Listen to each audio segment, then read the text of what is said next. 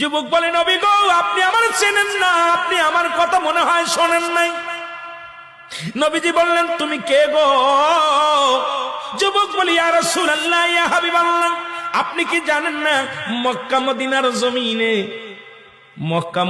জমিনে যত কবর দেয়া হয়, এই কবর থেকে লাশ কাপনের কাপড় চুরি হয়ে যায়।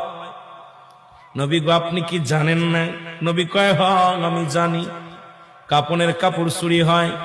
এর চাইতে কষ্ট থাকতে পারে? নবী চোখের পানি ছেড়ে বলল, যুবক রে, মানুষ যাবার পরে 3 টুকরা কাপড় মাত্র সঙ্গী।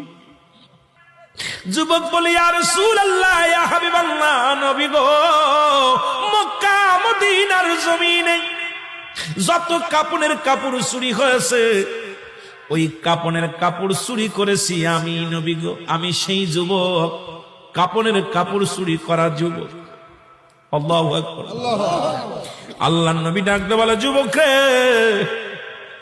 ও যুবক, শুনে নাও, তুমি কেমনে এই কাজটা করলা? তুমি মানুষের কাপনের কাপড় চুরি করলা। এ যুবক, দুনিয়ার মধ্যে কি আর কোন কাজ পাও নাই? যুবক বলে, ইয়া রাসূলুল্লাহ, ইয়া হাবিবাল্লাহ, নবী গো, ও মায়ার নবী, আমি ভুল করেছি, আমারে আপনি তওবা করে দিন, আল্লাহর জন্য আমারে মাফ করে দেয়। যুবক বলে, আল্লাহর নবী বলে, যুবক রে, তুমি তওবা করো, তওবা করলে আল্লাহ মাফ করে দিবে। যুবক বলে, নবী গো,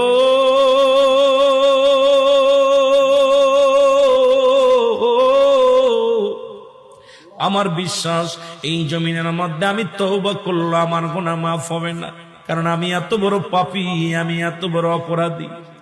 আল্লাহর নবী কয়, যুবক রে, তুমি তওবা করো, তওবা করলে আল্লাহ তোমারে মাফ করে দিবে। যুবক বলে, নবী গো, মায়ের নবী, আমার মতো পাপীরা আমার আল্লাহ ক্ষমা করবে না। আল্লাহর নবী বলে, যুবক রে, তুমি তওবা করো, তোমারে মাফ করে দিবে আমার আল্লাহ।